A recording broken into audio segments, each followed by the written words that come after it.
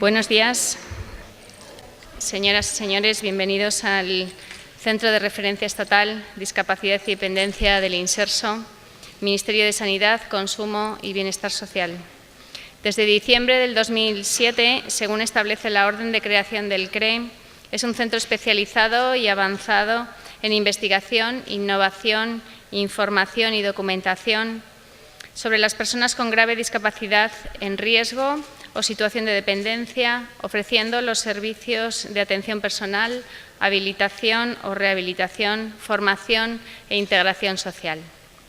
Cumplimos dos funciones, una en calidad de centro especializado en atención personalizada en residencia o estancia diurna y asesoramiento, con servicios de rehabilitación y servicios de apoyo familiar, con el objetivo de una mejor reintegración en su entorno, tanto social como familiar. Otra función, en calidad de centro estatal.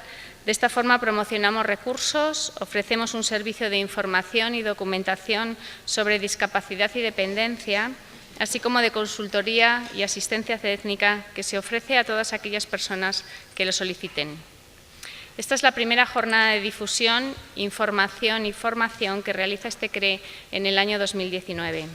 Y esta que hoy nos ocupa es la jornada de Brain Computer Interface del Grupo de Ingeniería Biomédica de la Universidad de Valladolid. Especialistas en este campo de hace 2 décadas han trabajado en estos dispositivos, mejorando la calidad de vida de las personas con discapacidad. Nos acompaña el doctor Roberto Hornero, coordinador del grupo, y los investigadores Víctor Martínez y Eduardo Santamaría. Roberto Hornero es catedrático y coordinador del Grupo de Bioingeniería Médica de Ingenieros de Telecomunicación de la Universidad de Valladolid. Víctor Martínez es grado en Ingeniería de Tecnologías Específicas de Telecomunicación por la Universidad de Valladolid y mención en Sistemas de Telecomunicación, investigador contratado por el Grupo de Ingeniería Biomédica de la Universidad de Valladolid. Y Eduardo Santamaría, grado en Ingeniería de Tecnologías Específicas de Telecomunicación por la Universidad de Valladolid, investigador contratado por el Grupo de Ingeniería Biomédica de la misma universidad. Pues cuando queráis empezamos. Gracias. Muchas gracias, Maite, por la presentación. Y en primer lugar, pues agradecerte la invitación a estas charlas, pero incluso mucho más que ello, agradecerte el gran apoyo que hemos tenido por parte del CRE durante todos estos años, que nos ha permitido que todas las cosas que hacemos en el laboratorio las podamos probar aquí, digamos, con los usuarios finales a los que va dirigido, las personas con grave discapacidad. Sin duda, los proyectos que hemos desarrollado han cambiado de forma increíble desde cuando lo probamos al laboratorio a cuando finalmente lo hemos probado aquí. Y siempre comento que, digamos, lo que nos distingue frente a otros grupos ha sido el poder probarlo con los usuarios finales. Y sin duda esto ha sido gracias al apoyo de este centro, del CRE de Discapacidad y Dependencia de León. Así que no cansarme de repetirlo, que os agradezco mucho el apoyo de todos estos años. ¿De acuerdo? Bueno, dicho esto, hoy venimos a presentar el último proyecto que hemos desarrollado respecto a los sistemas Brain Computer Interface. Lo vamos a organizar de la siguiente manera. Inicialmente, yo voy a hacer unas pinceladas de qué son los sistemas BCI, en qué se basan, y voy a hacer un recorrido de las diferentes aplicaciones que hemos ido desarrollando aquí en el CRE de León, para que finalmente mis compañeros Víctor y Eduardo os presenten el último proyecto que hemos desarrollado, el control de diferentes aplicaciones del teléfono móvil. Bueno, comentaros. Los contenidos de esta primera presentación van a ser los siguientes.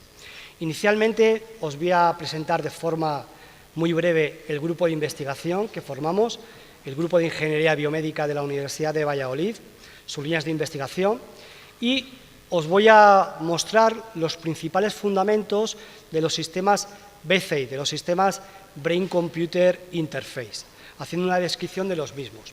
Para que a continuación os presentemos la historia de esta línea dentro del grupo de investigación, cómo empezó por un juego, controlando un robot que teníamos allí en el laboratorio, y posteriormente pues hemos hecho aplicaciones reales aquí en el centro para control domótico. También contaré algún fracaso inicial que tuvimos, que nos pasó y que es bueno también contarlo, las lecciones aprendidas, la plataforma de entrenamiento cognitivo orientado, digamos, a personas mayores, o el navegador web BCI, para que, como os he dicho posteriormente, mis compañeros presenten el proyecto del teléfono móvil. Bien, el grupo de ingeniería biomédica. Lo que siempre me gusta decir es que es un grupo interdisciplinar o multidisciplinar. Fue mi primera idea desde el momento que formamos el grupo. Si era un grupo únicamente formado por ingenieros, para mí no tenía ningún sentido. Si no involucrábamos directamente a los médicos, a los usuarios finales, para mí esto no tenía ningún sentido. Actualmente, digamos, somos 25 miembros muy activos en el grupo, de los cuales 7 son médicos de diferentes especialidades y 18 somos ingenieros. Yo soy, digamos, también ingeniero, de los cuales de estos 18, 4 somos profesores en la Escuela Técnica Superior de Ingenieros de Telecomunicación y actualmente, con los diferentes proyectos de investigación, tenemos contratado 14 investigadores, 11 predoc y 3, digamos, postdoc, los cuales colaboramos en las siguientes líneas de investigación. Bien, el grupo comenzó analizando señales cerebrales, concretamente el electroencefalograma, la actividad eléctrica del cerebro y posteriormente el magnetoencefalograma, la actividad magnética del cerebro. ¿Para qué? Para ayudar en el diagnóstico de enfermedades neurodegenerativas, como la enfermedad de Alzheimer, también el deterioro cognitivo leve. Y posteriormente hemos ayudado en el diagnóstico de la esquizofrenia y otro tipo, digamos, de patologías mentales. Otra línea de investigación muy potente del grupo es el análisis de señales osimétricas, la saturación de oxígeno en sangre, sobre todo para simplificar el diagnóstico de la apnea del sueño. Una persona que actualmente se quiere diagnosticar la apnea del sueño tiene que pasar una noche en el hospital, en una unidad de sueño. Y posteriormente se registran hasta un total de 32 señales biomédicas y posteriormente un médico especialista, un neumólogo, un neurofisiólogo, tiene que inspeccionar esas 7-8 horas de registro para finalmente dar un diagnóstico. Pues nosotros hemos patentado una prueba que te lo haces en tu propio domicilio con una única señal, la señal de pulsosimetría, duermes con ese equipo esa noche y hemos conseguido una precisión del 92% en ese diagnóstico. De hecho, esto está patentado y ya lo están comercializando empresas americanas. Otra línea de investigación del grupo es el análisis de imágenes médicas, concretamente fondos de ojo, retinografías, para ayudar en el diagnóstico de una patología que sufren mucho los enfermos diabéticos, la retinopatía diabética. Y es una herramienta que de forma totalmente automática te analiza esas imágenes de fondo de ojo para encontrarte los primeros signos de la retinopatía diabética, que son los exudados y las hemorragias. Pero aquí lo que vamos a presentar es nuestra cuarta línea de investigación, la de los sistemas Brain-Computer Interface. Cómo utilizar tu actividad cerebral para controlar un dispositivo, que es, digamos, en lo que se basa el proyecto que vamos aquí a presentar. Y ya por eso, a partir de ahora, me centro únicamente y exclusivamente en estos sistemas BCI. Bien, ¿cómo se define un sistema BCI? Es un sistema que monitoriza la actividad cerebral y traduce determinadas características correspondientes a las intenciones del usuario en comandos de un dispositivo. Para decirlo de forma muy sencilla, nosotros tenemos que capturar la actividad cerebral, de alguna manera, y que esa actividad cerebral te sirva para controlar un dispositivo. ¿Qué dispositivo? Pues cualquiera que puedas controlar con un mando a distancia, televisor, equipo de música, luces del entorno, ¿de acuerdo? O lo que vamos a presentar aquí, que sirva para controlar diferentes opciones, aplicaciones del teléfono móvil. Bien, inicialmente esta tecnología estuvo dirigida para personas con grave discapacidad, enfermedades degenerativas muy graves como la esclerosis lateral amiotrófica, distrofia neuromuscular, ¿de acuerdo? Otro tipo de enfermedades no degenerativas como parálisis, lesión cerebral, lesión medular, amputaciones, etc. Con el objetivo final de aumentar la independencia y capacidad de comunicación de estos usuarios con grave discapacidad. Pero comentaros, esto, digamos, está saltando. ya, digamos, la frontera de la discapacidad. Por ejemplo, las intenciones de la siguiente generación de consolas piensan introducir dentro de su consola un sistema BCI muy sencillo para que te sirva en parte para controlar el dispositivo. O, por ejemplo, se está pensando que en los propios automóviles tengamos de alguna manera algún electrodo inalámbrico que te lo tengas que conectar para monitorizar tu cansancio, tu nivel, digamos, de fatiga, y te emite diferentes tipos de alarma. O, por ejemplo, como vamos a presentar también aquí de forma muy breve, pues que sirva como una especie de brain training para, digamos, servir, digamos, para entrenamiento cognitivo de la persona. Y como os he comentado inicialmente, la línea de BCI del grupo ha estado siempre unida a este centro, al Centro de Referencia de Discapacidad y Dependencia, en el que siempre hemos probado todas nuestras aplicaciones. Fijaros, os he comentado que lo primero que tenemos que hacer es registrar tu actividad cerebral. Hay muchas formas de registrar tu actividad cerebral. La primera de ellas, diferenciar entre métodos no invasivos y métodos invasivos. Métodos no invasivos, el electroencefalograma, el EEG, capturar la actividad eléctrica del cerebro. Es sin duda, digamos, la prueba más sencilla y es una prueba, digamos, muy habitual, digamos, en la clínica, ver cómo es la actividad eléctrica de una persona para ayudar al diagnóstico de la epilepsia o para otro tipo, digamos, para monitorizar el nivel de coma de una persona, etcétera. Junto al electroencefalograma, posteriormente, es una señal menos utilizada, pero también existente actualmente, es el magnetoencefalograma. Siempre que hay un campo eléctrico, hay un campo magnético. Y el magnetoencefalograma lo que te mide es la actividad magnética del cerebro. Otro tipo de señales no invasivas son, por ejemplo, la espectroscopía de infrarrojo cercano, ¿de acuerdo? En el cual, digamos, mediante esta señal NIRS, mediante cómo se refleja la luz en el cerebro, se captura, digamos, esa actividad cerebral. O ya pasamos también a imágenes cerebrales, mediante el fMRI, imagen de resonancia magnética funcional, o todavía más complejo, el PET, la tomografía de emisión de positrones. Y comentaros que también hay métodos invasivos de capturar esa actividad cerebral. Hay sistemas que se colocan en la superficie del córtex cerebral y que te capturan lo que se denomina el electrocorticograma, electrodos, digamos, implantados.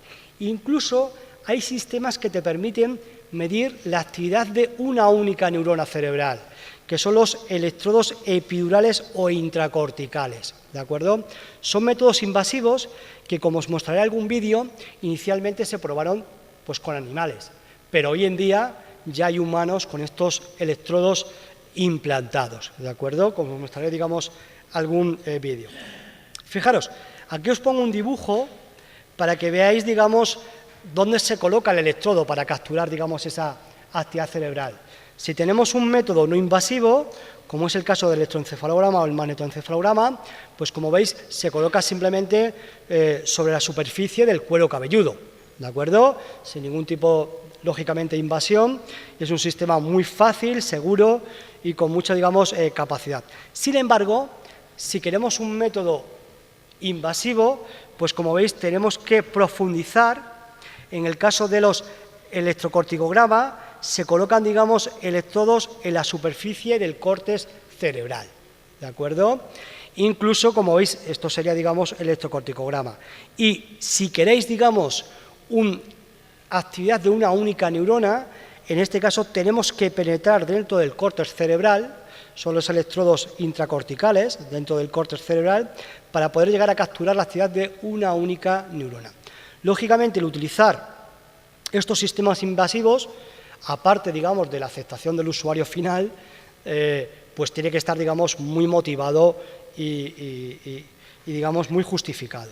Aquí tenéis un sistema, el BrainGate, que os voy a mostrar algún vídeo posteriormente, en el cual utiliza, digamos, electrodos, electrocorticogramas a la superficie del córtex. Os mostraré algún vídeo de cómo se utilizan. Pero, sin duda, el 99% de los sistemas BCI lo que utilizan son los sistemas basados en el electroencefalograma. la actividad eléctrica del cerebro, porque es el método no invasivo, de mayor bajo coste, muy portátil y fácil uso. Y es el sistema que nosotros utilizamos y que os vamos a mostrar, digamos, en los vídeos de nuestras aplicaciones. Bien, comentaros. En primer lugar, os voy a comentar una clasificación muy sencilla de los sistemas BCI. Una primera clasificación es en sistemas endógenos y sistemas exógenos del sistema. Fijaros, endógenos. Los endógenos es que no requieren, no necesitan de ninguna estimulación externa. Tú por sí mismo consigues generar esa actividad cerebral. Dentro de los sistemas endógenos se diferencian dos tipos de sistemas. Los potenciales corticales lentos. Fijaros, mediante un entrenamiento exhaustivo, tú eres capaz de aumentar la amplitud o disminuir la amplitud de tu electroencefalograma, de tu actividad eléctrica. Fijaros aquí, ¿de acuerdo? Mediante entrenamiento, cómo puedes aumentar o disminuir esa actividad del electroencefalograma. Necesitas un entrenamiento bastante intenso para conseguirlo. Son los potenciales corticales lentos, a baja frecuencia. Y otro sistema más utilizados son los ritmos sensoromotores. Fijaros, mediante la imaginación de un movimiento, por ejemplo, yo me puedo imaginar el movimiento de la mano derecha, comento la imaginación del movimiento, no hacer el movimiento, simplemente con la imaginación del movimiento, pues generas una actividad cerebral diferente en el cerebro. Concretamente, en estas bandas de frecuencia, los ritmos mu, entre 8 y 12 hercios, y los ritmos beta, entre 18 y 26 hercios. Entonces, tú tienes que capturar, digamos, esa actividad cerebral para ver que esa persona se está imaginando ese movimiento. Fijaros aquí cómo es el espectro de una señal cuando no te estás imaginando el movimiento y, en este caso, este pico que veis aquí, cuando te estás imaginando el movimiento, en esa, digamos, banda de frecuencia. Son unos sistemas que se utilizan de una manera bastante importante, de una manera generalizada. Nosotros los hemos utilizado, pero el gran problema que tiene es que necesitas de un gran entrenamiento. Y os mostraré algún fracaso de nuestros sistemas a utilizar estos ritmos sensoromotores. Frente a los sistemas endógenos están los sistemas exógenos. En los sistemas exógenos requieren de una estimulación externa para producir esa actividad cerebral necesaria. Dentro de los sistemas exógenos hay dos sistemas principales. En primer lugar, los potenciales evocados visuales. Son los cambios de potencial que se producen en la corteza visual tras una estimulación luminosa. Fijaros, aquí tenéis un ejemplo de señal VEP. Si yo pongo aquí una luz que se genera a una frecuencia de 7 hercios, es decir, se ilumina 7 veces por segundo, y vosotros la miráis, se genera esta señal que tenéis aquí abajo, donde hay picos de señal a los 7 hercios y a sus armónicos, 14, 21, etc. ¿De acuerdo? Esos son los VEP, en los cuales tú tienes una luz a una determinada frecuencia, pones una 7, por ejemplo, y otra pues, a otra frecuencia, ¿no? A 5 hercios. Y ves un poco si se genera esa actividad o a los 7 hercios o a los 5 hercios. Y frente a los VEP están los potenciales evocados P300. Fijaros, si nosotros tenemos una pantalla donde hay diferentes opciones en las cuales se van iluminando de forma aleatoria y tú te fijas en una, ¿de acuerdo? Fijas tu mirada en una, cuando esa se ilumina, se genera esa señal, esa respuesta natural del cerebro que tiene un pico de señal a aproximadamente los 300 milisegundos. Por eso se llama, digamos, P300. Es un pico de voltaje que aparece sobre la zona parietal del córtex como respuesta a un estímulo y aproximadamente 300 milisegundos después de ese estímulo. ¿De acuerdo? Como vais a ver, la aplicación que aquí presentamos hoy es justamente, digamos, basada en potenciales evocados P300. Y aquí tenéis en este gráfico cómo es una señal cerebral cuando no hay ningún estímulo y cuando es un promediado, cuando se produce, digamos, ese estímulo. ¿De acuerdo? Lo bueno que tienen los P300 es que no requieren un entrenamiento muy pequeño. En un entrenamiento de 5 minutos ya puedes empezar, digamos, a utilizarlo. frente a los ritmos anteriores sensoriomotores, que eso requiere un entrenamiento mucho más intenso, al menos de 2 horas entrenándote para imaginarte el movimiento de la mano derecha o el movimiento de la mano izquierda. Bien, etapas de un sistema BCI. Podemos diferenciarlo en 3 etapas. En primer lugar, la adquisición de la señal, el ponerte ese casco para capturar, en este caso, la actividad eléctrica del cerebro. Y no solamente la señal en crudo, sino posteriormente hacerla un procesado, para limpiarla, para eliminar todos los artefactos. Es una etapa, digamos, muy importante, una etapa sobre todo de hardware, de ese casco que te tienes que instalar, ¿de acuerdo? Y que te tienes que utilizar. Y por otra parte está, una vez, digamos, adquirido esa señal, pues tienes que procesar esa señal, extraer características de la señal y clasificar en qué momento te estabas fijando o no te estabas fijando en ese momento. ¿Te estabas imaginando la mano derecha o te estabas imaginando el movimiento de la mano izquierda? Toda esa clasificación que veréis que tenemos que hacer. Y, por supuesto, muy importante, la aplicación que queremos desarrollar. ¿Qué queremos hacer? Queremos hacer una aplicación domótica para controlar la televisión, el equipo de música, los DVDs. Queremos navegar por Internet o lo que vamos a presentar aquí hoy. Queremos controlar diferentes aplicaciones del teléfono móvil. La aplicación que hay que desarrollar. Comentaros que en nuestro grupo hacemos desarrollo software. Es decir, hacemos todo el tema que es el procesado de señal y todo el tema de la aplicación concreta. Pero no desarrollamos el hardware. El hardware lo utilizamos, digamos, de empresas que desarrollan ese hardware para capturar el EEG, ¿de acuerdo? Y nosotros utilizamos directamente esos equipos. Hacemos un desarrollo software de la señal. Bien. Y siempre me gusta poner este vídeo, pues fue el vídeo que de alguna manera en el grupo nos inspiró para decir, venga, vamos a meterlo en los sistemas BCI. Esto ya hace bastantes años. Estaba yo tranquilamente viendo el telediario, comiendo en mi casa, y salió una noticia. Investigadores de la Universidad de Florida consiguen que un mono controle con mucha precisión un brazo robótico para coger en cualquier punto del espacio un trozo de plátano, que le van poniendo, si lo veis en el vídeo, y llevárselo, digamos, a la boca. ¿De acuerdo? Fijaros con qué precisión mueve el mono el brazo robótico, coge el trozo de plátano y se lo lleva a la boca, ¿de acuerdo? Fijaros que aquí el mono está muy motivado, depende de eso, de que coma o no coma, ¿no? Yo cuando vi este vídeo dije, venga, nos tenemos que meter, digamos, en el sistema, en el desarrollo de sistemas BCI. Y al día siguiente fui al grupo, ¿de acuerdo? Y como me esperaba, los investigadores me dijeron, espérate, Roberto, que esto no es tan sencillo. Fíjate que los americanos son muy listos y han puesto la cámara de tal manera que no se vea la cabeza del mono. ¿Por qué? Porque son electrodos intracorticales dentro del cerebro. Y lo primero que me dijeron los investigadores fue, ¿nos vas a meter los electrodos dentro del cerebro? Y dije, bueno, a eso no voy a llegar, ¿no? Pero con electrodos superficiales, no invasivos, vamos a desarrollar alguna aplicación BCI. Y fijaros, eso que veis ahí con un mono, pues hace ya 5 años ya está implantado en humanos, ¿de acuerdo? Investigadores del Brain Institute pues mostraron cómo ya, digamos, desarrollaron esta misma aplicación, pero con electrodos implantados en humanos. Ya hay más de 10 personas que lo tienen implantados, ¿de acuerdo? Para el desarrollo, digamos, de estas aplicaciones.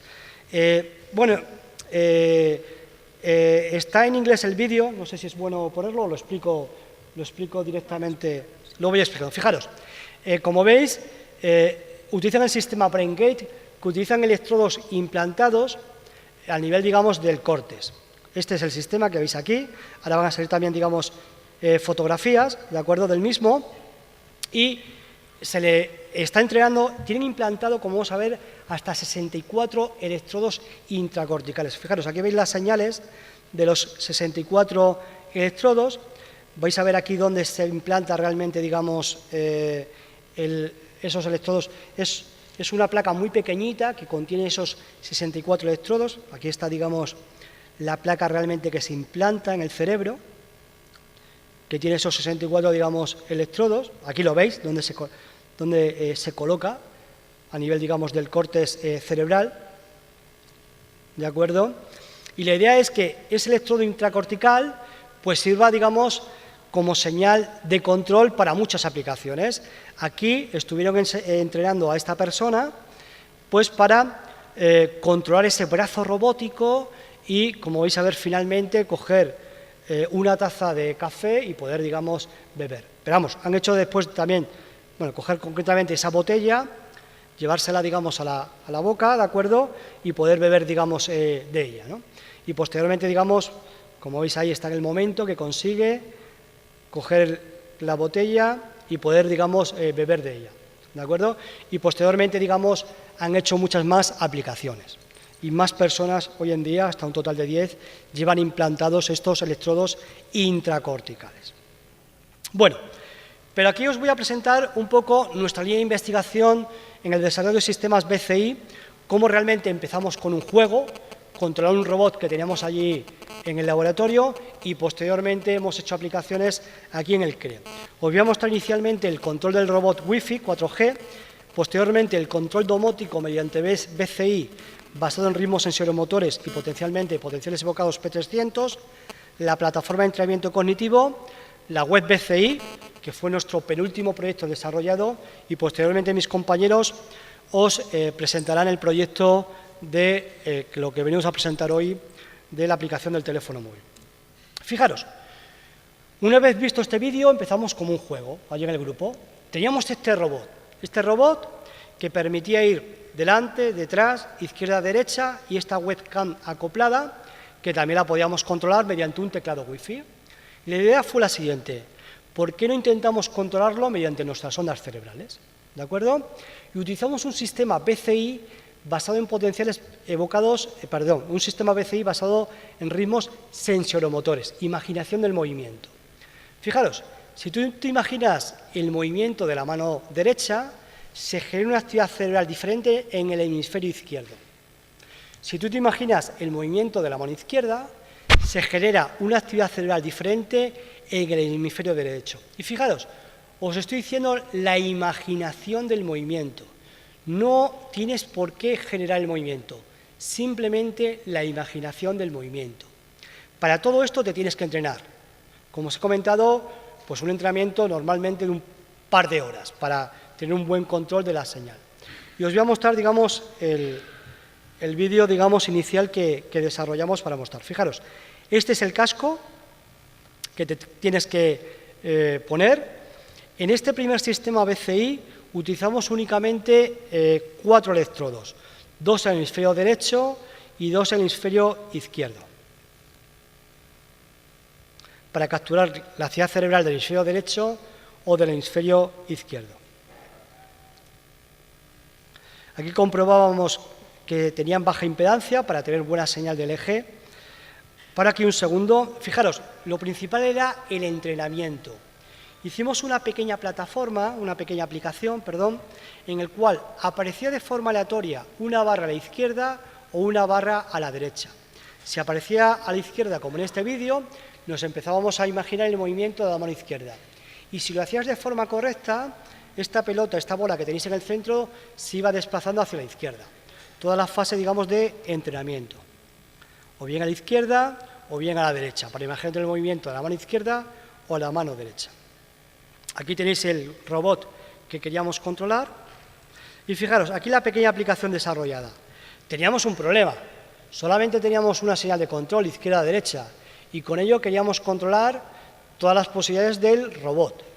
Para eso hicimos esta pequeña aplicación, en el cual aquí tenéis la cámara web del robot y aquí tenéis el menú de control. Y aquí lo que realmente nosotros controlábamos, la derecha o la izquierda.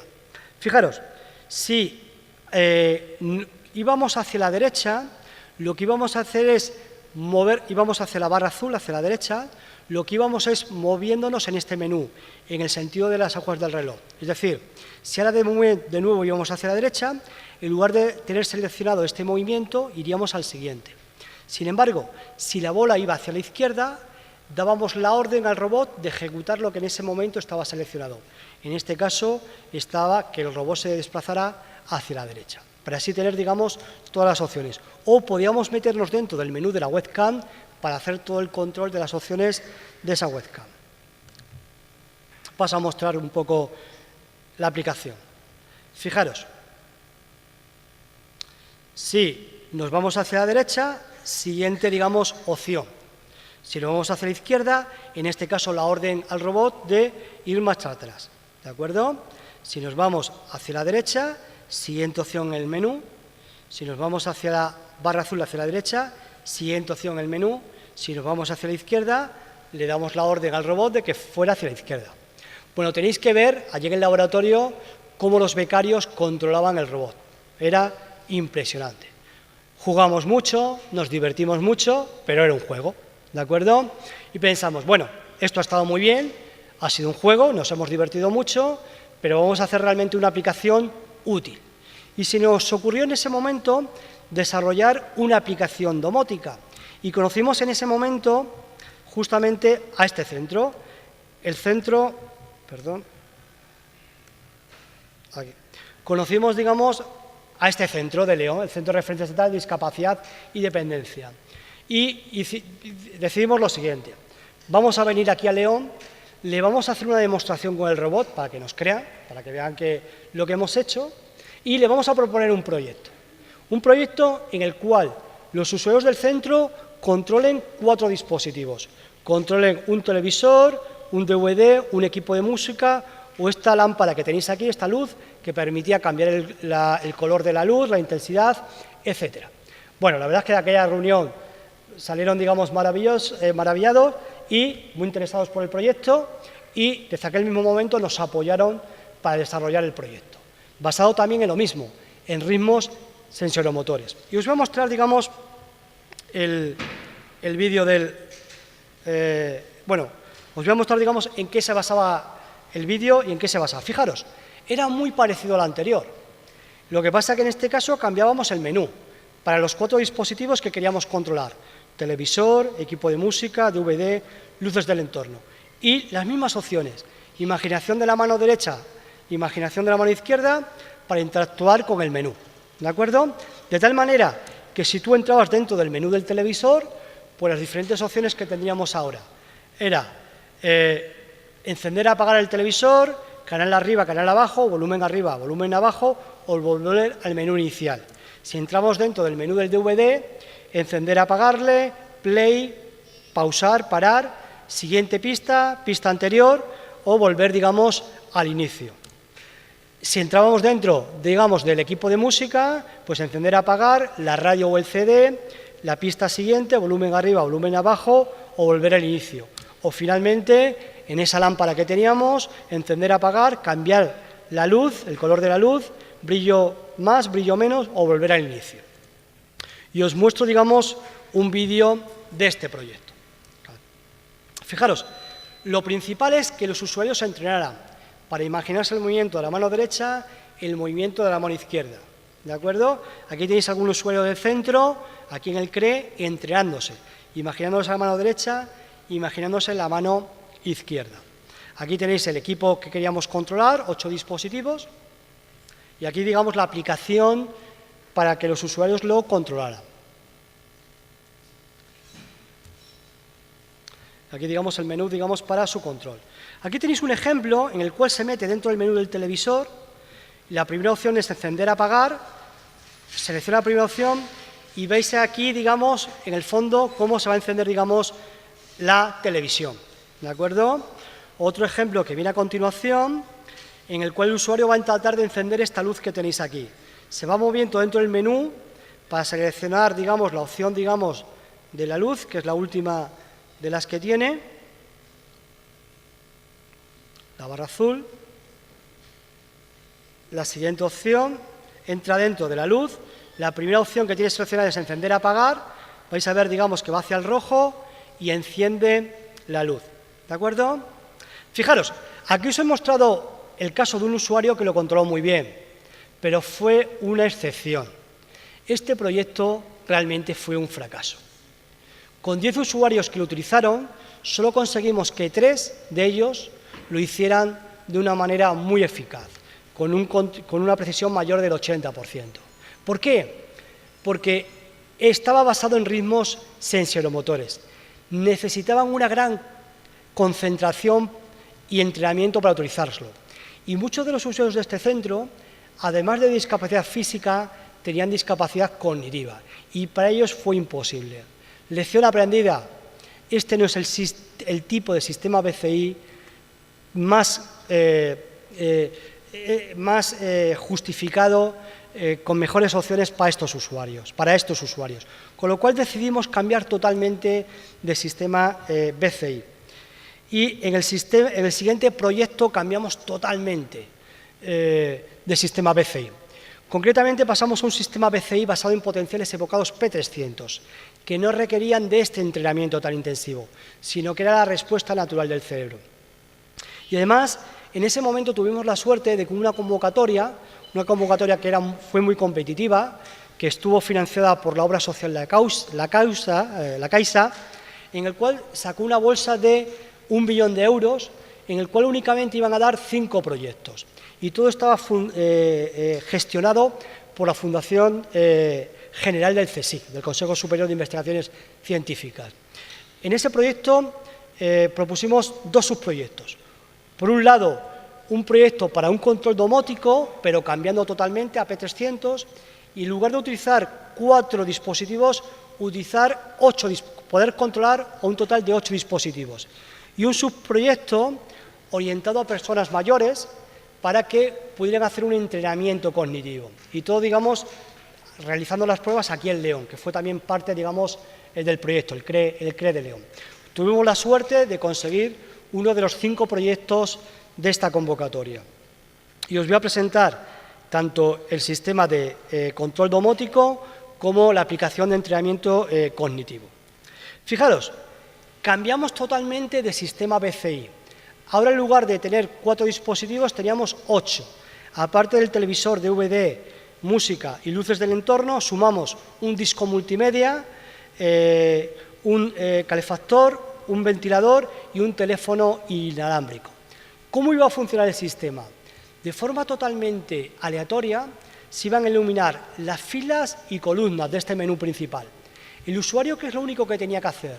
Fijarse en qué es lo que quería controlar. Yo quiero controlar, por ejemplo, el televisor. Pues me fijo en el icono del televisor. Cuando se ilumina de forma aleatoria, se genera el P300.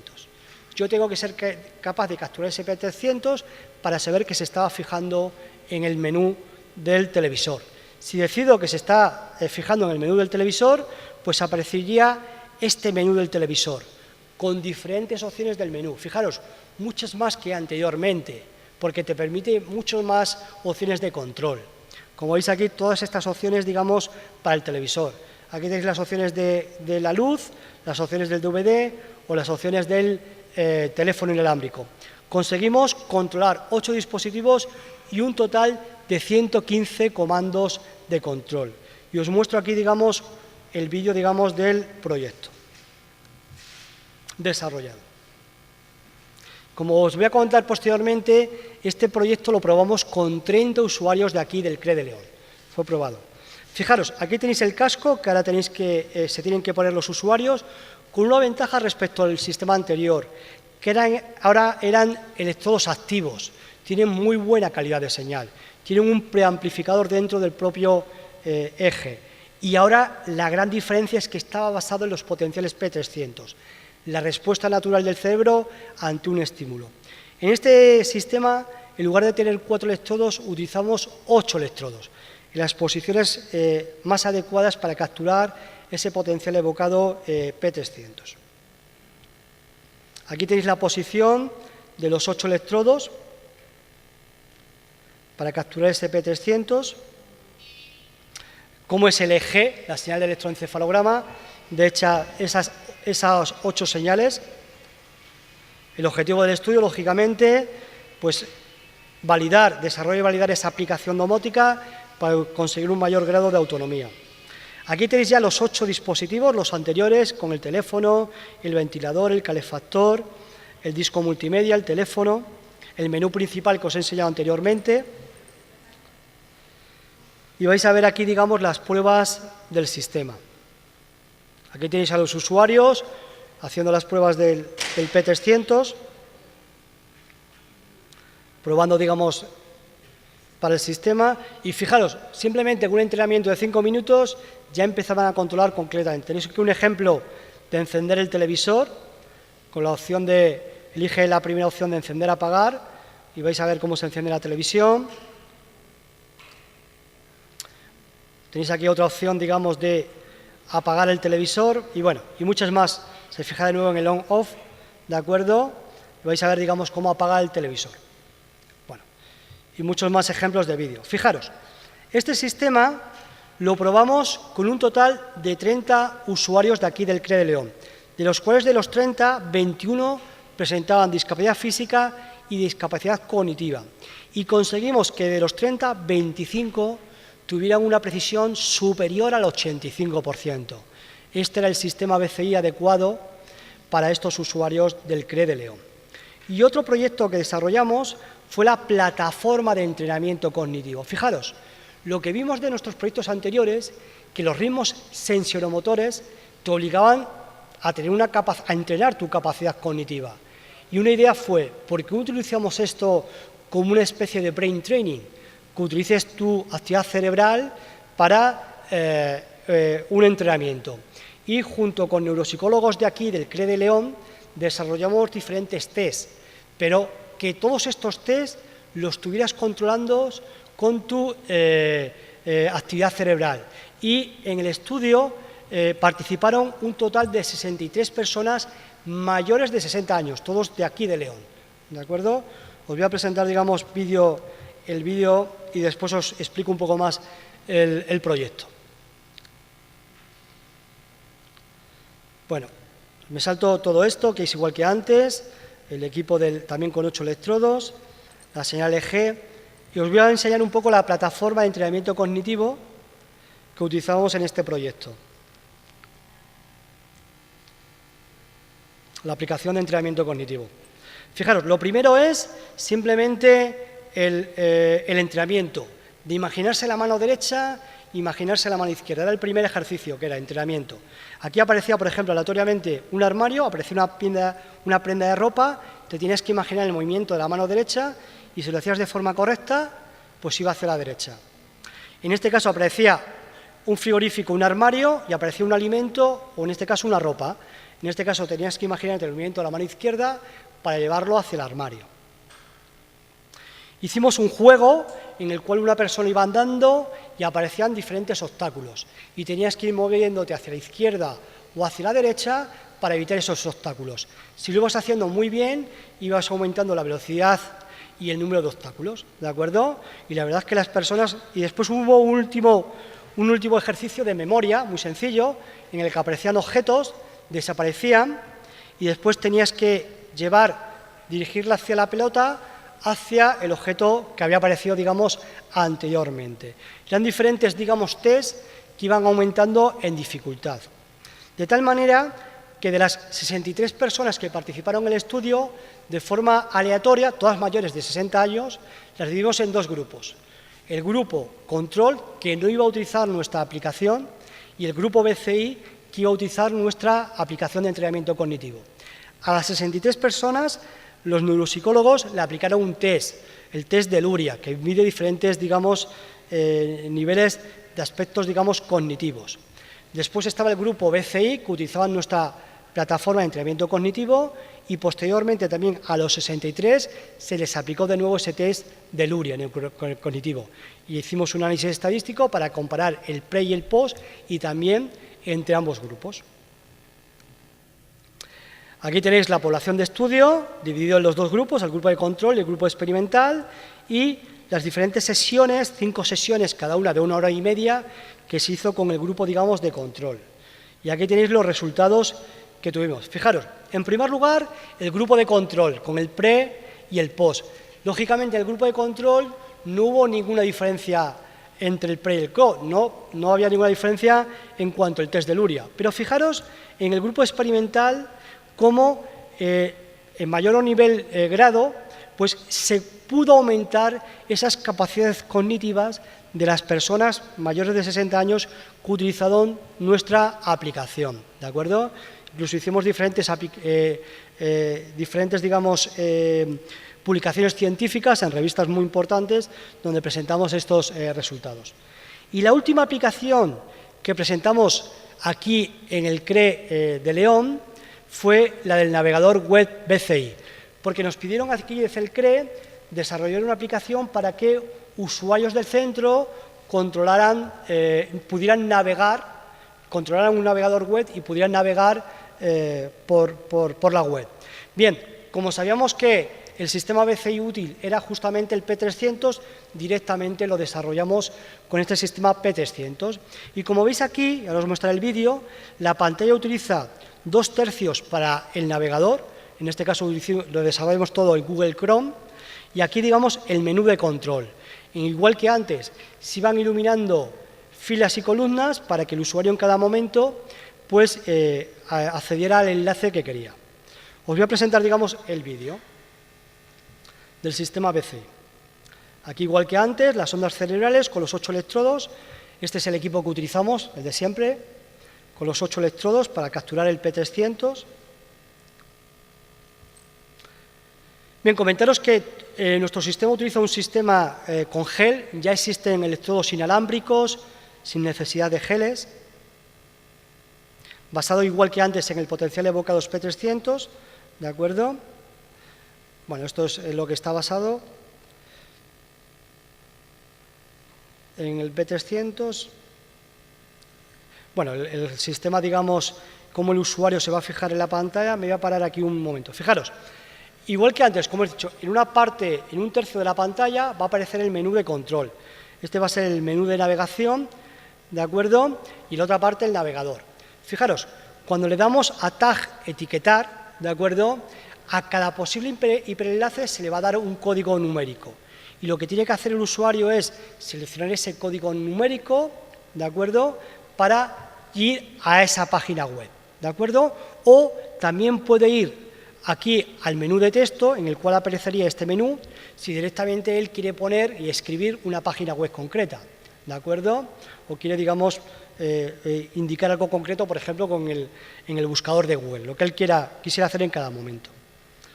Para que lo veáis más claramente, os mostramos aquí en el vídeo cómo funciona. Fijaros que aquí está por una parte, en 1/3, el menú de control, y aquí tenéis el navegador de Google Chrome.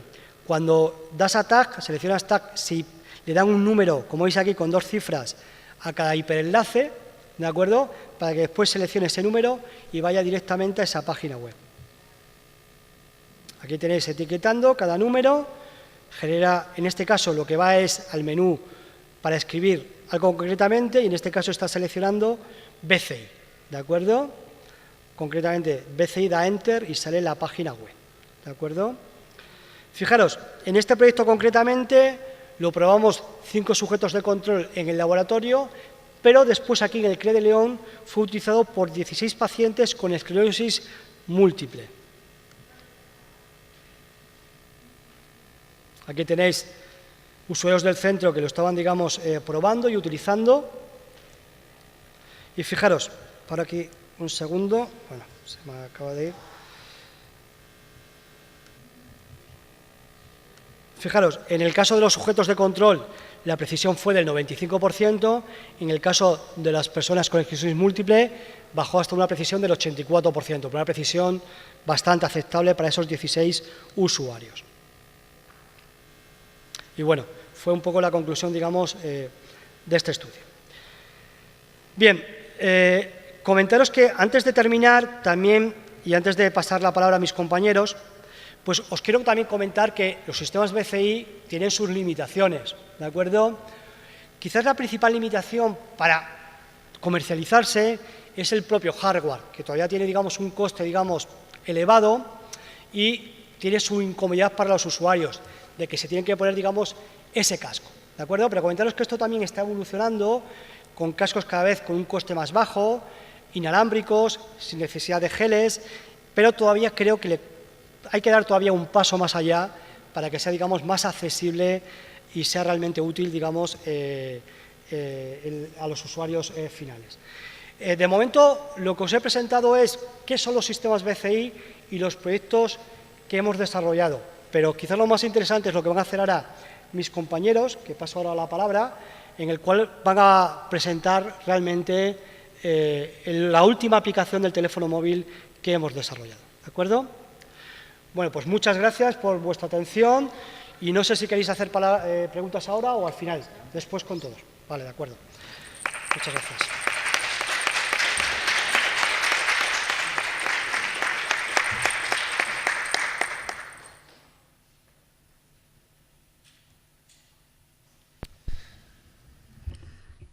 Bien, como ha dicho el doctor Roberto Hornero, nosotros dos vamos a presentar el proyecto que hemos realizado, el último proyecto que hemos realizado aquí en el centro, que está basado en controlar distintas funcionalidades de un teléfono móvil utilizando, pues eso, un sistema Brain Computer Interface. Estos serán los contenidos de la presentación. Primero una pequeña introducción muy breve sobre los sistemas Brain Computer Interface y la motivación de este estudio.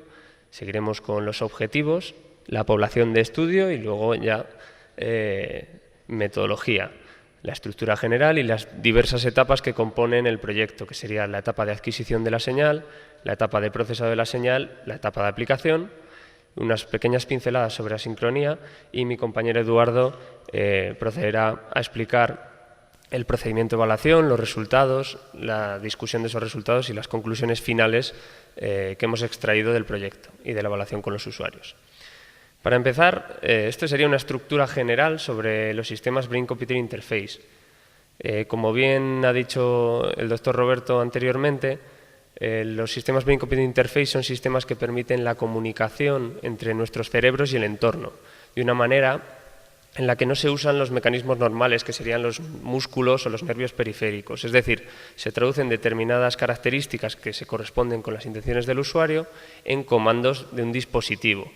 En este caso podemos ver que tenemos diversas etapas. Tenemos la etapa de usuario en la que se adquiere la señal mediante el electroencefalograma, es decir, colocando una serie de electrodos sobre el cuero cabelludo. Esa señal eléctrica viajaría hasta, por ejemplo, un ordenador, un teléfono móvil, cualquier dispositivo que se encargue de hacer un procesado de la señal y convertir esas intenciones en comandos finales de la aplicación. Y finalmente tendríamos la etapa de aplicación, que en este caso pues, están los ejemplos del control de una silla de ruedas o el que nos atañe aquí, que sería el control de las principales funcionalidades de un teléfono móvil inteligente. Bien, la motivación del estudio fue el rápido desarrollo de la telefonía móvil en las últimas décadas. Todos hemos sido testigos de que los smartphones, los teléfonos inteligentes, incluso Internet, han crecido de manera exponencial en los últimos años, incluso llegando a una penetración de mercado del 66%, tanto en sistemas operativos iOS como Android, hablando de teléfonos móviles inteligentes. Tal ha sido este impacto que las funcionalidades al final abarcan varios terrenos, el terreno laboral, el terreno social, el terreno del ocio también. No obstante, la accesibilidad de los dispositivos aún es limitada.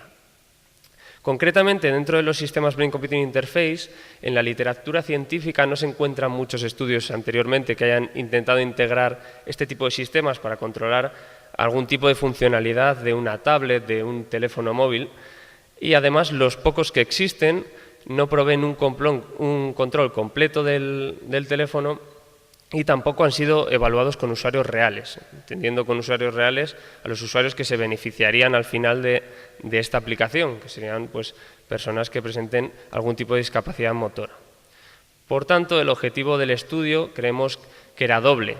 El primer objetivo sería el de diseñar y desarrollar un sistema BCI que permita controlar las principales funcionalidades de un teléfono móvil, entendiendo como principales pues, las que aparecen ahí. En total serían 9, entre las que se encuentran pues, los SMS, mensajes, llamadas, la gestión de contactos, el control de una red social, que sería Twitter, el control de una aplicación de mensajería instantánea, que en este caso es Telegram, el navegador web, la galería de fotos, la cámara y finalmente las alarmas. Como segundo objetivo destacamos el evaluar este sistema, que es algo que no hacen la mayor parte de los estudios en la literatura científica, con una población de usuarios que presenten graves discapacidades motoras. Por tanto, la población de estudio, debido a la complejidad del proyecto, se ha subdividido en dos partes. La parte de socialización, que sería la parte de la evaluación de las funcionalidades de Twitter y Telegram, y el resto de funcionalidades. Las funcionalidades de socialización se han evaluado con un total de 18 sujetos que presentaban distintas discapacidades motoras y todos han sido reclutados aquí a través del Centro de Referencia Estatal de Discapacidad y Dependencia de San Andrés del Rabanedo y adicionalmente 10 sujetos de control en el laboratorio. Finalmente, el resto de las funcionalidades las probamos con otros 5 sujetos adicionales de control.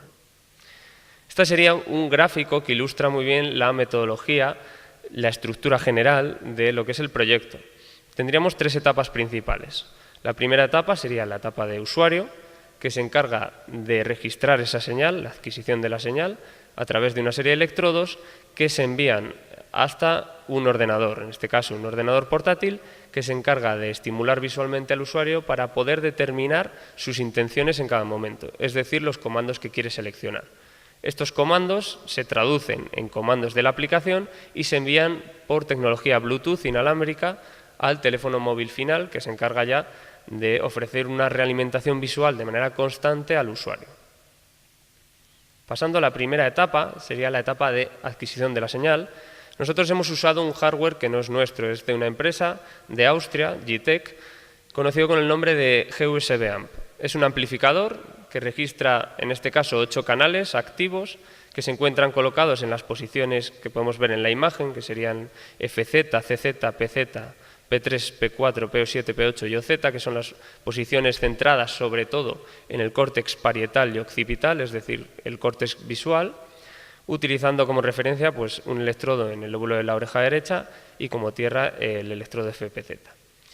El amplificador utiliza una frecuencia de muestreo de 256 Hz, es decir, emite una señal 256 veces cada segundo, y como preprocesado para eliminar artefactos como el movimiento de la mandíbula, del corazón, etcétera, que no nos resultan de interés a nosotros, hemos utilizado un filtrado pasobanda entre 0,1 y 60 Hz, un filtro de ranura de 50 Hz para eliminar la interferencia de red y finalmente un filtro de referencia de media común para eliminar el difuminado espacial. Yendo ya hacia el procesado de la señal, destacamos que este procesado se ha realizado mediante un ordenador portátil que recibe esta señal desde los electrodos y la procesa. Para ello hemos utilizado los potenciales evocados P300, que es una señal exógena que se corresponde con la respuesta natural del cerebro ante un estímulo externo. En este caso sería un estímulo visual y se produce una deflexión positiva de voltaje unos 300 milisegundos aproximadamente después de que el usuario reciba un estímulo externo, en este caso visual, como ya he dicho. ¿Cómo los generamos? Mediante el paradigma Ozval. Como podemos ver aquí, el paradigma Ozval se basa en mostrar una matriz de comandos. En este caso tenemos una matriz de 4×4 con distintos comandos que controlan la aplicación y las filas y las columnas se iluminan de manera aleatoria constantemente. El usuario únicamente tiene que fijarse en el comando que quiere seleccionar. Si, por ejemplo, el usuario quiere seleccionar el comando número 2, tendría que fijarse en el comando número 2, mientras que las filas y las columnas se iluminan. Cuando se ilumine la fila que contiene al 2 y la columna que contiene al 2, se generará un potencial evocado en la parte parietal de su córtex. En cambio, cuando se ilumine, por ejemplo, la columna que contiene al 3, no se generará ninguno. Por tanto, el sistema determina dónde se han producido estos potenciales para saber qué fila y qué columna quiere seleccionar y, por tanto, en su intersección, qué comando quiere seleccionar en cada momento. Para poder detectar estos potenciales evocados P300 es necesario aplicar un procesado de señal. Este procesado está compuesto por 3 etapas: la etapa de extracción de características, en la que se extraen 800 milisegundos de la señal después de cada estímulo y se submuestrean a 20 Hz, una etapa de selección mediante el algoritmo stepwise y una etapa de clasificación mediante un clasificador lineal. Aquí podemos ver que el usuario, cada vez que selecciona un comando, este comando se envía automáticamente de manera inalámbrica mediante tecnología Bluetooth al móvil, que sería la aplicación final.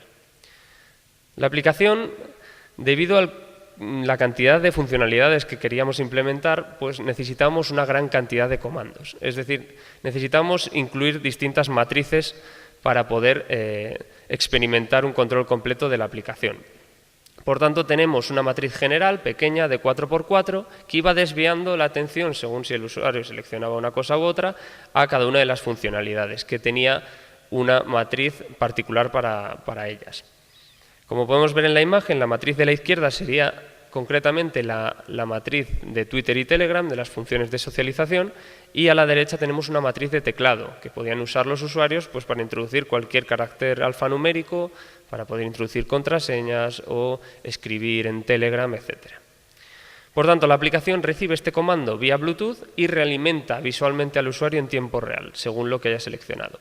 Las funcionalidades, como ya he comentado, son 9. Incluiríamos Twitter y Telegram, que serían las de socialización, y luego aparte tendríamos navegación web, cámara, galería, contactos, mensajes, llamadas, alarmas.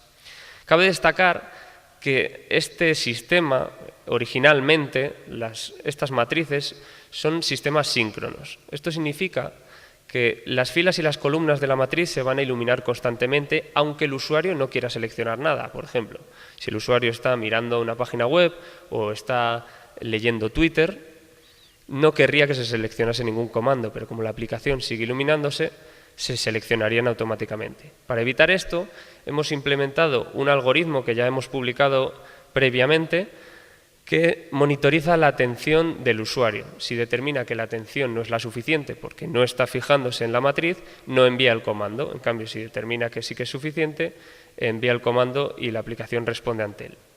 Este método está basado en un umbral vía curva ROC que está basado en los valores del clasificador.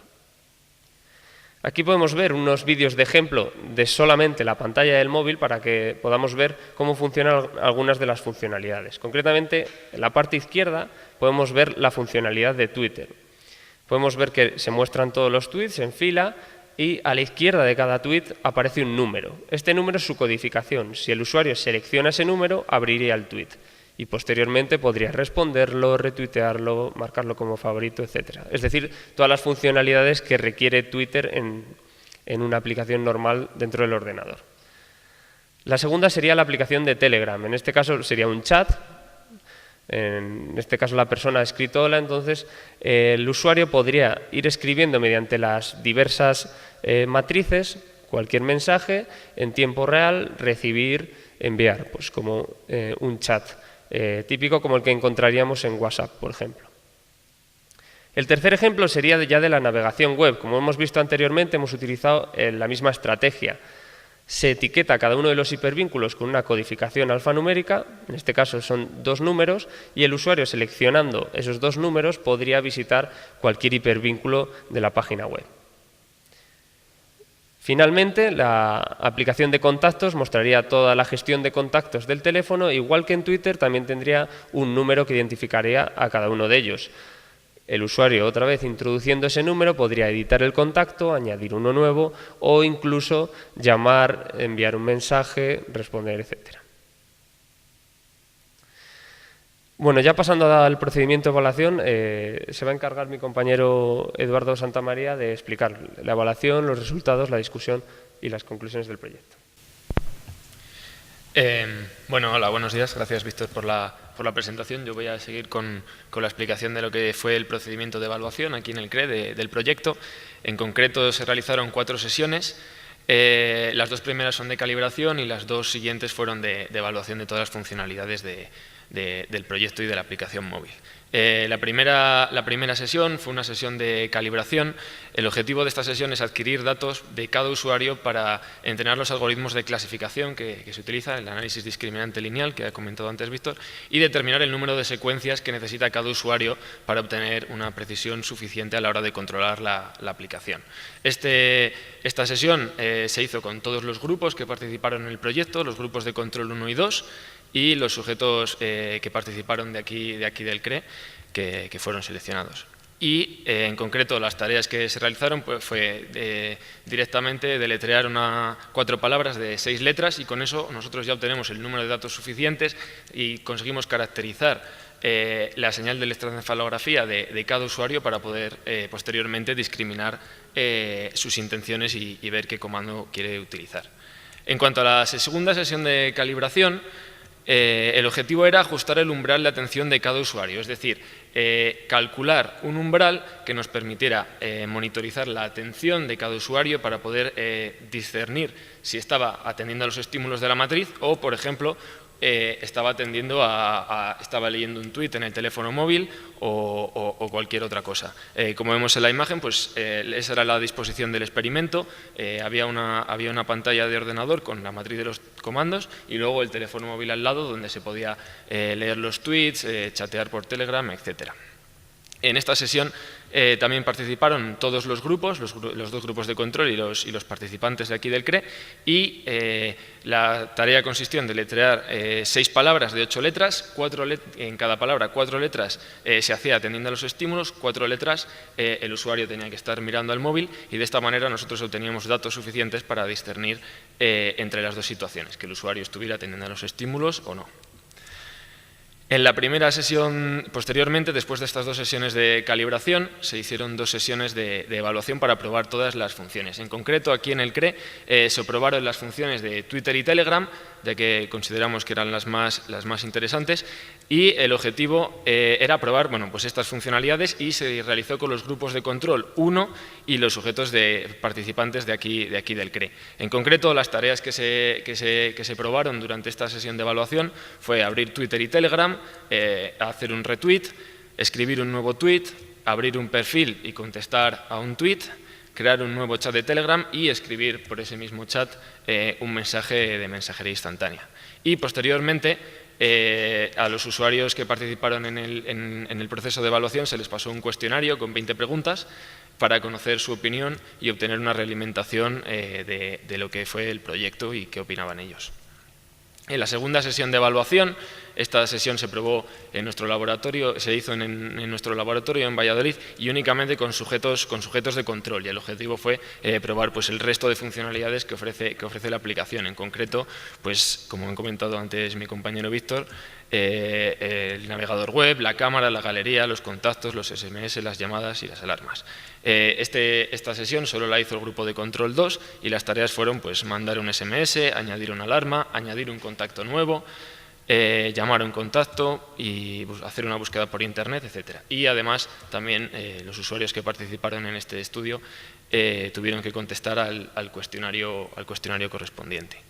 Bien, en esta diapositiva tenemos un pequeño vídeo de cómo hicimos aquí las sesiones en el CRE y cómo fue el experimento. Aquí vemos pues, a un usuario controlando la aplicación de teclado. El objetivo era, en este caso, escribir un tweet con la palabra hola.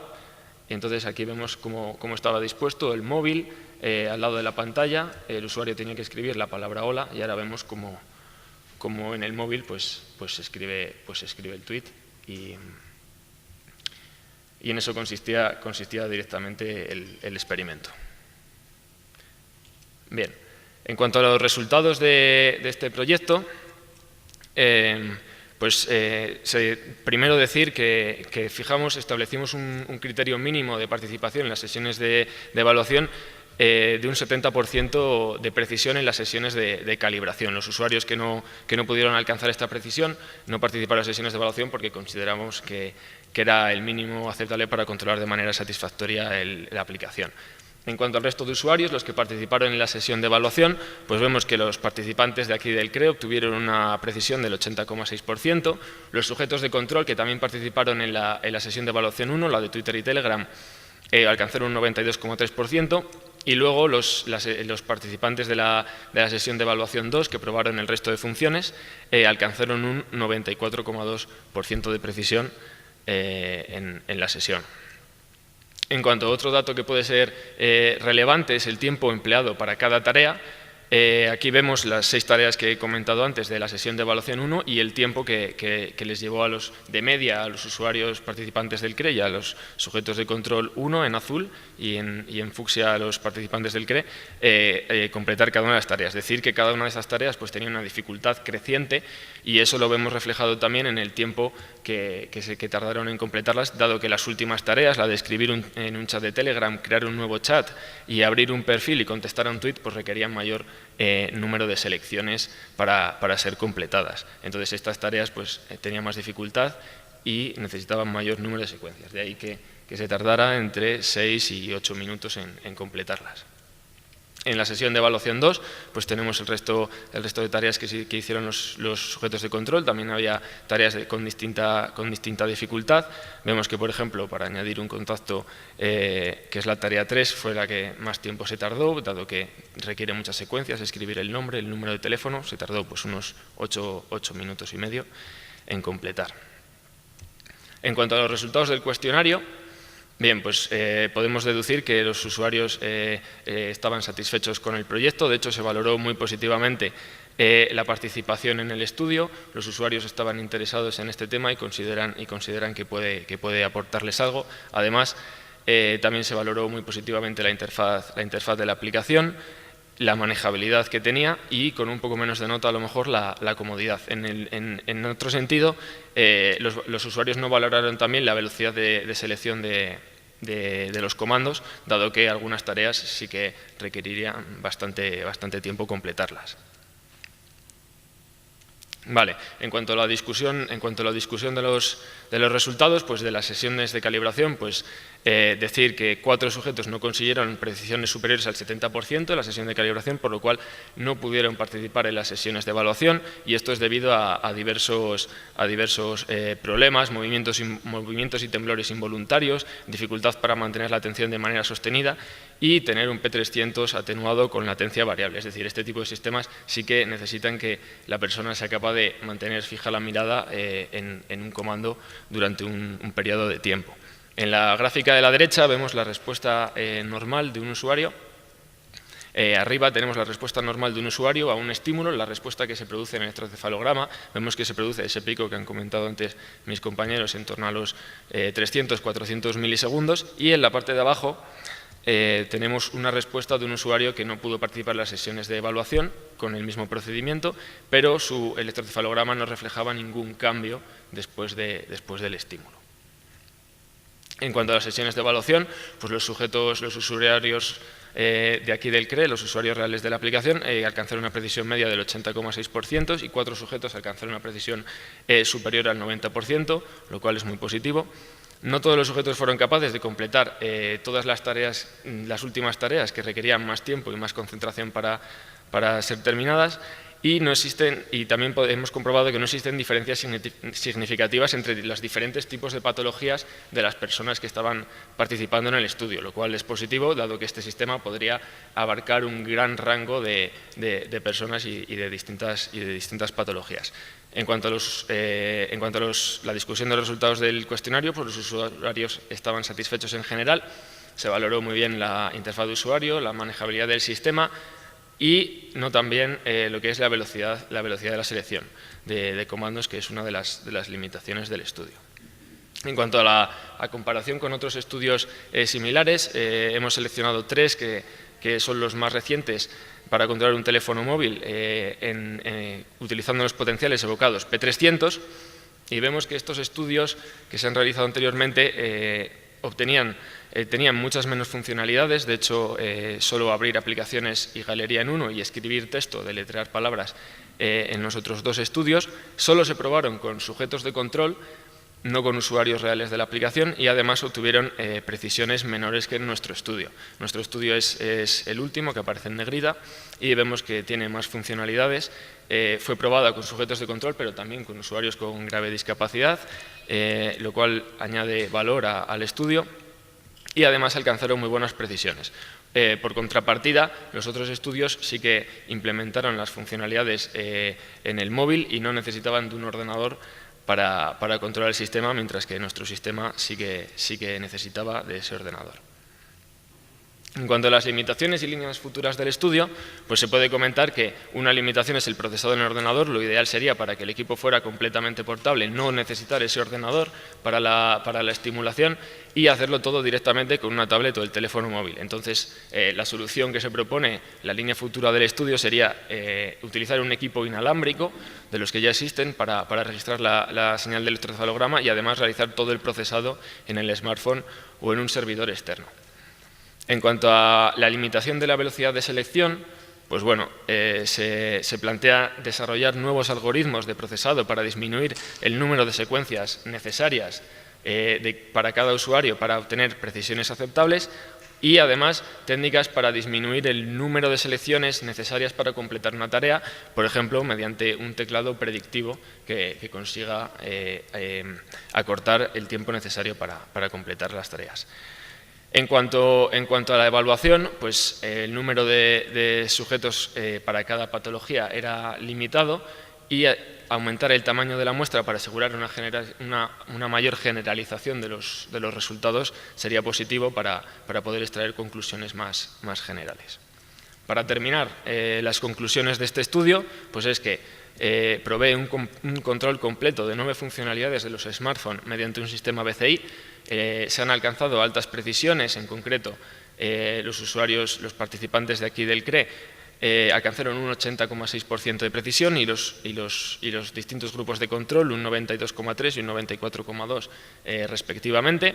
Además, una funcionalidad que añade valor a esta aplicación es que es asíncrona, el usuario puede dejar de atender a los estímulos en cualquier momento para poder pasar a centrar su atención en el teléfono móvil, de manera que esto aumenta su viabilidad en un entorno real, sin supervisión, que es uno de los objetivos del estudio. Y además la evaluación con usuarios reales pues nos permite decir que la aplicación es robusta y además obtener la realimentación y sus opiniones sobre el sistema para seguir mejorando en un futuro. En cuanto al trabajo futuro, pues como he comentado antes, la integración del procesador en el smartphone para no necesitar un ordenador y que el sistema sea completamente portable, desarrollo de nuevos algoritmos de procesado para aumentar la velocidad de la selección, incluir técnicas para reducir el número de selecciones como un teclado predictivo y aumentar el tamaño de la población de estudio para asegurar la generalización de estos resultados. Pero como conclusión final del estudio, pues podemos decir que el sistema desarrollado permite controlar satisfactoriamente las principales funcionalidades de un teléfono móvil inteligente, un smartphone, mediante una interfaz cerebro-computador. Y hasta aquí la presentación de este último proyecto y muchas gracias.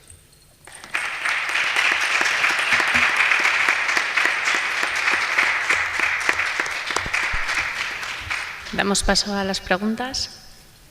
Buenos días. Por lo que he podido oír, el sistema BCI iría orientado más a personas que tengan problemas para vocalizar y que a la vez no muevan ninguna de sus extremidades, ¿no? Efectivamente, iría encaminado a ese tipo de personas con grave discapacidad que no tienen movimiento de ninguna de las extremidades, tetraplegias y parecidos. Bueno, la pregunta es la siguiente. Yo en mi caso soy un lesionado medular con una tetraplegia y estoy utilizando desde hace algunos años un programa por control de voz y que con él pues no tengo ningún problema a la hora de utilizar cualquier aplicación pues en ordenador e incluso por teléfono también en algún smartphone. ¿Qué ventaja me ofrece este sistema que no me ofrezca el actual, el que estoy utilizando? Bueno, si digamos actualmente en tu caso concreto de discapacidad, con los sistemas que utilizas puedes controlar perfectamente cualquier aplicación de teléfono móvil o del ordenador, este sistema no te ofrece nada, digamos, adicional, ¿de acuerdo? Este sistema está pensado para personas que no tienen ningún tipo de movimiento en las extremidades, superiores ni inferiores, y que puedan utilizar su actividad cerebral, ¿de acuerdo?, directamente para controlar, digamos, esas aplicaciones. Es para lo que está, digamos, orientado. Otro tema es que, como os estoy comentando, el tema de los sistemas BCI está ya pasando el mundo de la discapacidad. Por ejemplo, la aplicación que hemos comentado de entrenamiento cognitivo, pues utilizar un sistema BCI como sistema, digamos, de entrenar tu cerebro, ¿de acuerdo?, para, digamos, mantener, digamos, tus capacidades cognitivas. O, como estaba también comentando anteriormente, incluso las grandes empresas de videojuegos, Nintendo, Sony, pues están pensando que en su propia generación de consolas haya un sistema BCI muy sencillo, únicamente con 1 o 2 electrodos cerebrales, para que con tu actividad cerebral tengas un control adicional, ¿no?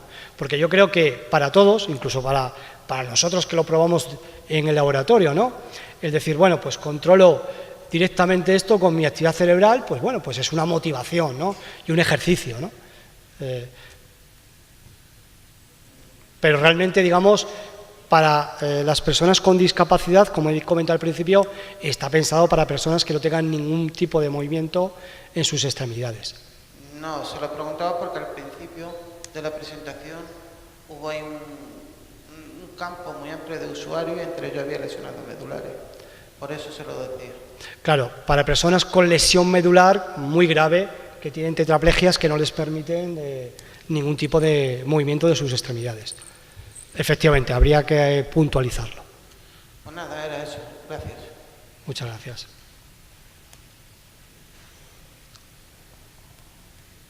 Buenas tardes ya. Yo quería preguntar sobre ese paso a los dispositivos de medición Bluetooth. ¿En qué tipo de dispositivos se está pensando? ¿En alguno que esté en el mercado?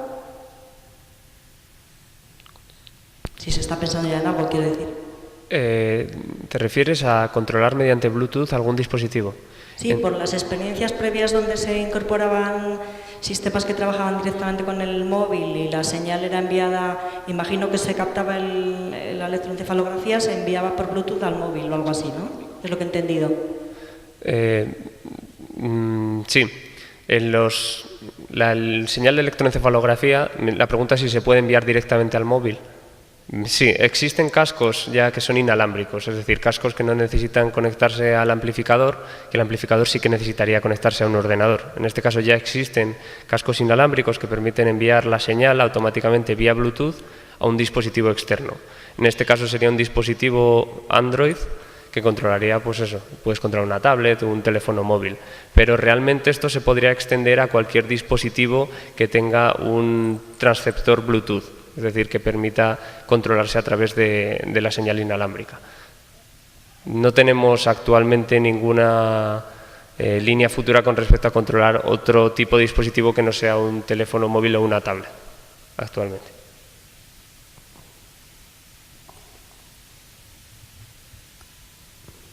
Quería preguntar que si este sistema siempre tiene que ser con un casco. Siempre o puede evolucionar. Actualmente es obligatorio tener el casco, ¿de acuerdo?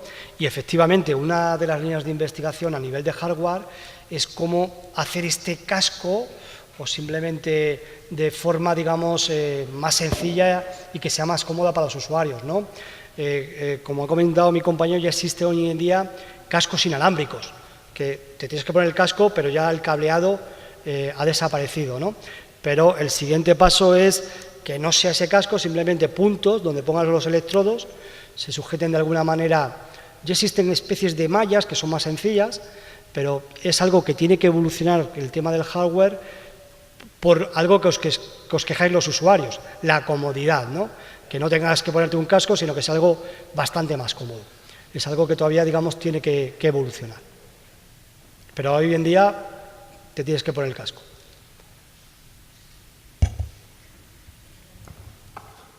Hola, buenos días. Yo quería saber, por ejemplo, yo me cuesta coger el descolgar y colgar al móvil.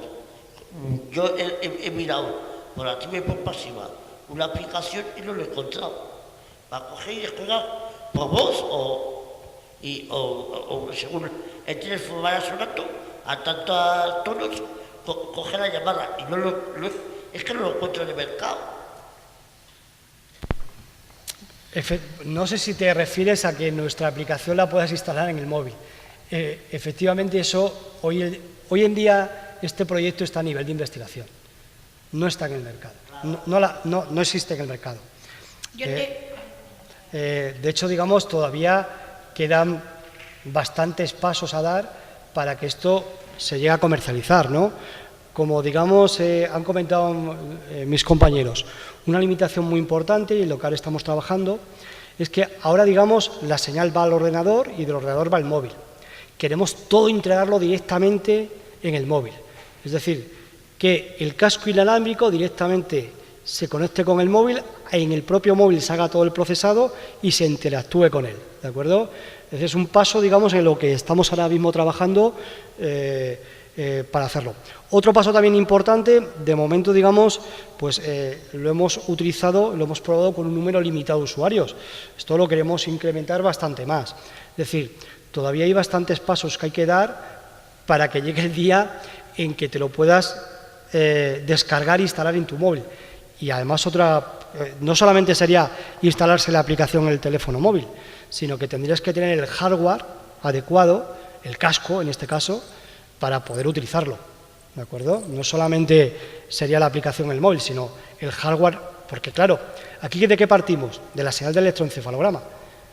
Necesitamos esa señal. Esa señal la tenemos que adquirir de alguna manera, ¿de acuerdo? No solamente será la aplicación a descargarse del teléfono móvil, sino adicionalmente el hardware para poder utilizar esta tecnología. Yo una pregunta, yo soy invidente, yo no veo.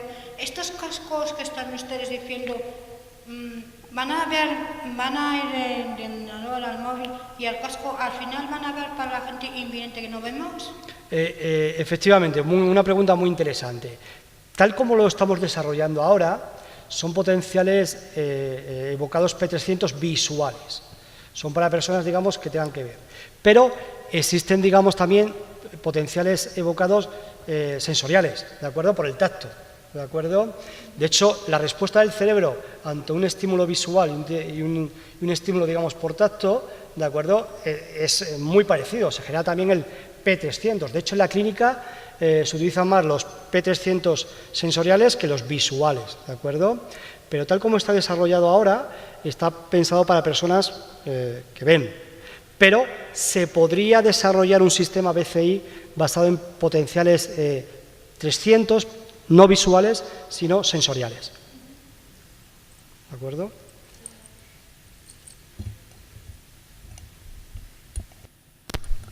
Bueno, yo creo que ya no hay ninguna pregunta más. Agradecer a Roberto su exposición de esa visión histórica que nos ha hecho del BCI, que yo creo que ha sido muy interesante y nos ha centrado a todos pues, en toda esa evolución.